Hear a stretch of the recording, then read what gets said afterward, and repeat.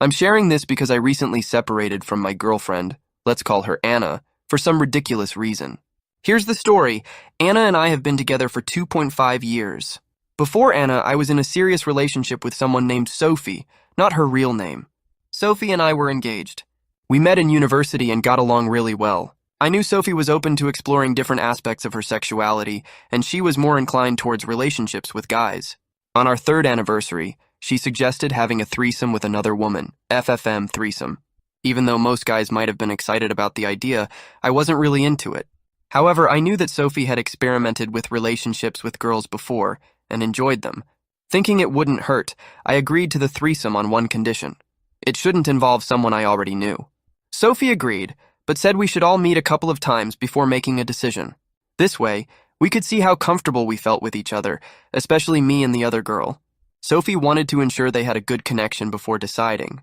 It seemed like a sensible thing to do, so I said yes. From an outsider's point of view, everything seemed fine. We planned to meet early at a pub on a Saturday, and it went well. The other girl had a resemblance to Sophie, but it didn't bother me. In fact, she had qualities I liked in my fiancée, Sophie. She was funny, clever, and straightforward. She also showed some interest in me. She was openly bisexual, and though it made me a bit nervous, I was okay with it because Sophie didn't seem bothered. To sum it up, sorry if I'm being too detailed, we went ahead with the threesome, but it wasn't enjoyable for me. I felt uneasy being intimate with someone other than Sophie, so I wasn't as excited as they were. I tried to focus only on Sophie, but the other girl wanted to do things with my fiancé while I did things with her. Sophie not only agreed, but was really enthusiastic about it.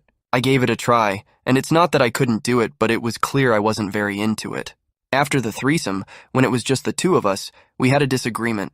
She said any guy would have loved to have a threesome like that with his partner, that it's every guy's fantasy and so on. I explained that it wasn't my fantasy, and I'm not like every other guy. I'm just being myself, and sorry if I don't fit the stereotype. She called me selfish for not being fully into it, and we had a few more arguments about this. Our relationship went downhill pretty fast. I couldn't shake off the bad feeling of her treating me badly and expecting me to enjoy something I wasn't into. I really didn't like being called selfish. I pointed out that she had things she wasn't comfortable with in her past relationship, like not wanting to do anal when her ex-boyfriend suggested it. I asked if she considered herself selfish for saying no. She responded by asking if I would have preferred her to do it. It was confusing because that wasn't the issue. I didn't care if she did it or not. I couldn't tell if she genuinely didn't understand my feelings or if she was avoiding the real problem. We eventually broke up, and there were other significant problems like her changing her mind about having kids. After that, I met Anna, and now I'm in this situation. What bothers me is that I'm being called selfish again. I've never thought of myself as selfish. I mean, I agreed to a threesome even when I wasn't excited about being intimate with another girl, just to make my fiancé happy. That's definitely not being selfish. Anna had always made it clear that she didn't want to know about my sexual past, and that was fine. But last Friday night she started asking. She said she wanted to know, so I asked her 3 times if she was sure. She said yes, so I told her about the threesome. At first, she seemed interested in the details. But later, after satisfying her curiosity, and while we were watching an old movie, she said it's not fair that I got to experience being with 2 girls while she never had the chance with 2 guys. I explained to her that a threesome with 2 guys wasn't my fantasy, and the one I had before wasn't either. I wasn't comfortable with it. Anna then said she really wanted a threesome with 2 guys, and if I didn't want it, I'd be selfish. So, I asked her how she'd feel if I asked for another threesome with 2 girls. She said it would be different because I already had one. I suggested she could have 2 MMF threesomes, and then we could have a FFM one even though I didn't want it. It was just a hypothetical idea. She said she wouldn't like it because she isn't bisexual. I pointed out that I'm not bisexual either, so it would be the same. I asked if she was thinking about someone specific, but I couldn't figure out who. She works with 3 girls and 1 guy who happens to be gay and flamboyant, happily married to a guy. Plus, she doesn't have a group of friends that includes a single guy. She replied that she not only doesn't have anyone in mind, which was what I thought, but she was just now thinking about this once I told her about my past threesome. She mentioned that she doesn't care about anyone in particular and just wants to have the same experience that I had. It wouldn't be because both girls were bi-curious and I am not, nor is Anna. She desires that same privilege. She even laughed and said she chose Henry Cavill. I chuckled too and told her that if I were into threesomes I would even question my heterosexuality if we had a chance with him. But nope. I told her seriously that I don't want a threesome, neither MMF nor FFM. She got angry and fell silent. Cue a long, uncomfortable silence. She repeated that my stance was selfish and expressed surprise that I could be such a selfish guy.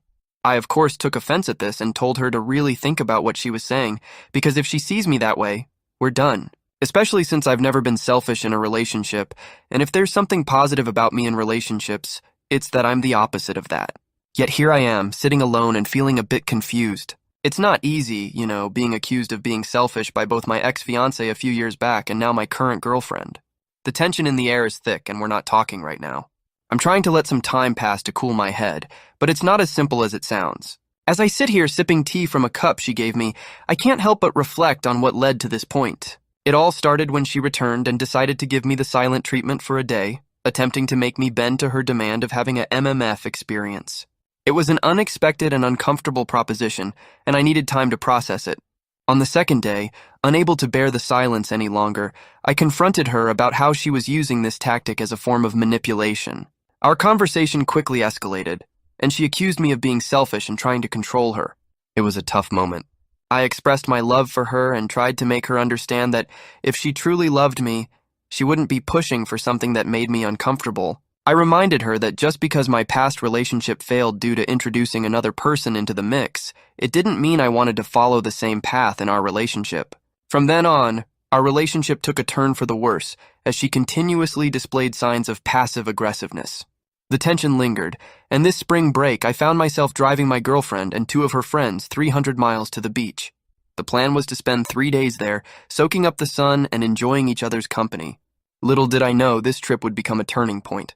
On the first day, we all headed to the beach.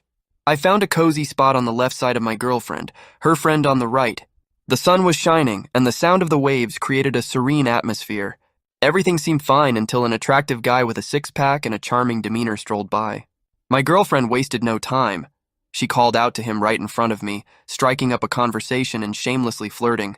To my disbelief, she even ended up giving him her real phone number. I was caught off guard, embarrassed, and utterly humiliated. Her friend, instead of intervening, burst into laughter, adding to my sense of awkwardness. My girlfriend, looking at me with a smirk, insisted it was all just a joke. Deep down, I knew this was another one of her manipulation tactics, a pattern that had emerged since the moment I shared my discomfort with my threesome experiences based on my previous relationship. This incident, however, felt like the last straw.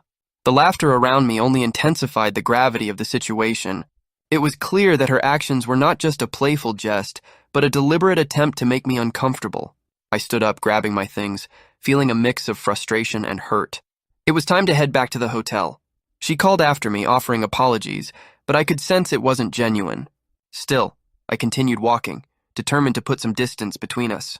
As I made my way back, she realized I wasn't playing around. Panic set in and she got up, chasing after me, pleading for me to stop. I couldn't ignore the fact that this wasn't just a minor disagreement. This was a breaking point for me. I told her firmly that I was done with the relationship. Her response? Accusing me of acting childish. She soon realized the gravity of the situation when she saw me packing my things. Determined to leave, I headed to the hotel lobby to check out. She followed me, still trying to downplay the situation. It was at that moment she began to grasp the reality of the situation. She asked how she and her friend were supposed to make it back home since I was their ride. I looked her in the eye and reminded her that she had already given her number to the guy on the beach. If she was willing to flirt and give out her number in front of me, then she should rely on him for a ride back. The weight of my decision became apparent, and as I finalized the checkout, I knew that this was the end of a chapter in my life. Feeling sick and uncomfortable with the weight of her manipulations, I immediately drove home as she and her friend pleaded with me to stay. The atmosphere was heavy and the car ride was filled with a tense silence. Her attempts to call me went unanswered. I needed the space to process the situation and gather my thoughts. 2 days later, she returned home, anger evident in her expression. She accused me of being a terrible boyfriend, claiming she could do better. Surprisingly, I found myself agreeing with her assessment. The truth was, the communication breakdown and the continuous manipulation had taken a toll on me, and it became clear that our relationship was no longer healthy. As we sat down to talk, we both acknowledged the inevitable. It was time to end things. A week later, she agreed to move out of my apartment. We reached a mutual understanding that our relationship wasn't salvageable, and she couldn't afford the rent without me. Similarly, I couldn't stay in a situation that left me feeling drained and unhappy. And so, that was how our relationship came to an end, with a shared realization that parting ways was the best choice